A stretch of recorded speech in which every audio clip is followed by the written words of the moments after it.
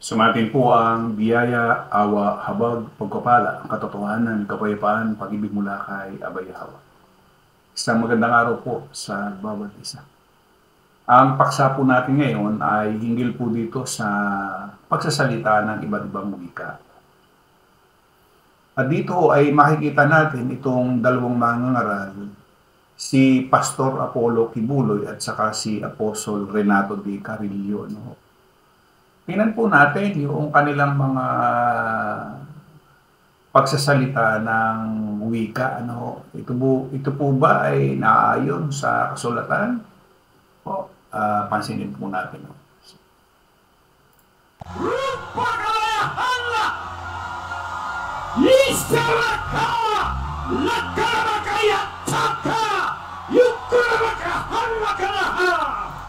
Naunawaan po ba ninyo yung kanyang pinagsasalita?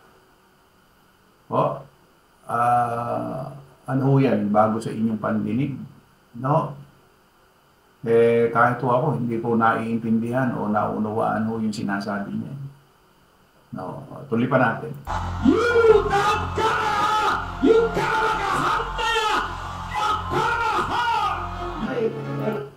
Ito pa ho isa, no? So, hindi natin naiintindihan, hindi natin naunawaan kung ano mga pinagsasabi ni Kibuloy, ano.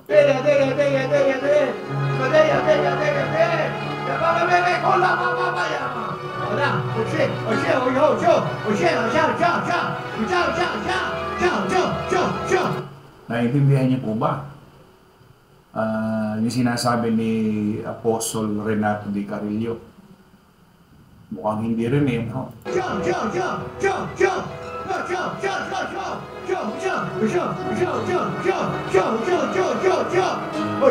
O yan ho, dalawang mangangaral ho yan dito sa atin, sa Pilipinas. Yun hong mga pinagagawa nila, wala naman nakakaunawa, wala naman nakakaintindihan. No? So ano ito? Para saan ho? Ano ho ba ang layunin dito?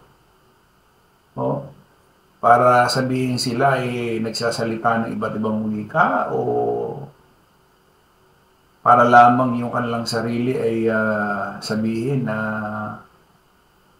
udyok ng espiritu? Tama ho ba yun? Ito ho yung sinasabi ng kasulatan ng mga bulaan o bulaang mga saksi. Ano? At yan ho ang kinapupuotan ni Abay Yahweh. No? Tingnan po natin yung nangyari ho doon sa mga gawa sa sulat ni Lucas. Ano? Ito ho yung nangyari doon sa sulat ni Lucas. Ano? Yan, makikita ho natin yan. Ito sa gawa 2. Uno, pagdating ng araw ng pista na tinatawag na Pentecostes, nagtipon ang lahat ng mananampalataya sa isang bahay. Habang nagtitipon sila, bigla na lang silang nakarinig ng ugong na mula sa langit, na katulad ng malakas na hangin at puro ugong na lang ang kanilang narinig sa bahay na kanilang pinagtitipunan. Pagkatapos may nakita silang mga ningas ng apoy na parang mga dila na kumakalat at dumako sa bawat isa sa kanila. Napuspos silang lahat ng banal na espiritu at nakapagsalita ng iba't ibang wika na hindi nila natutunan. Ang banal na espiritu ang siyang nagbigay sa kanila ng kakayahang makapagsalita ng ganun. 5. Nang panahong ding iyon doon sa Jerusalem ay may mga relihiyosong Hudyo na nanggaling sa iba't ibang bansa sa buong mundo. Pagkarinig nila na sa ugong na iyon, nagmadali silang pumunta sa pinagtitipunan ng mga mananampalataya. Namangha sila dahil narinig nilang sinasalita ng mga mananampalataya ang kanilang wika. Ibig sabihin, naiintindihan ang nakarinig. 7. Sinabi nila, aba, hindi ba't mga taga-Galilea silang lahat? Bakit sila nakapagsalita ng sarili nating wika? Ang iba sa atin ay taga-Parsia, Media at Elam. Meron ding mga taga-Mesopotamia, Judea, Cappadocia, Puntos at Asia.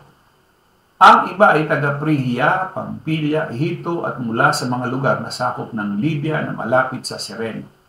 Meron ding mga taga Roma, mga Hudyo at mga hindi Hudyo na nahikayat sa relihiyon ng mga Hudyo. At ang iba ay mula sa Crete at Arabia. Pero naririnig natin sila na nagsasalita ng mga wika natin tungkol sa mga kamanghamanghang ginawa ng Diyos. So lumalabas po na yung nangyari ho doon sa araw ng Pentecostes ay nung pagkarinig ho nila, kumbaga, nakinig nila kung ano yung ginawa at sinasalita ng mga mananampalataya. No? Ang sinasabi niya, hindi ba mga taga-Galilea silang lahat? Bakit sila nakapagsasalita ng sarili nating wika? Ibig sabihin, alam. Alam nila kung ano yung sinasabi. Ano? So, ibig sabihin, itong dalawang mangangaral na ito, dun sa kanilang ginawa, na pagsasalita ang wika ng wika, wala naman nakaintindihan sa kanila. Wala. Kahit siguro sabihin natin na may makarinig diyan mga taga Libya, taga Arabia, taga Jerusalem, Israel, hindi mo naintindihan. Maging Hudo sa Greek. Tayo nakakaintindi kahit konting Greek, pero wala akong maintindihan doon sa sinasabi niya. So, mali. Alin ang mali? Yan yung ginawa nung dalawang mangangaral. No? Ibig sabihin, yan ho ay sarili nila. Hindi yan galing sa espiritu. Ano? Yan ho ay panglaman. Ano? So, ibig sabihin lamang, yung kanilang ginawa ay pagpapahanga. At tsak, na kung ano yung itinanim mo, hindi aanihin mo yun. No. So, yan ho ay sa laman, hindi ho yan pang-spiritual. Ano. So, ibig sabihin, kung dalawang ito, ano ito, bulaan. O, mga sinungaling na mga ngaral. At marami ho yung mga nadaya.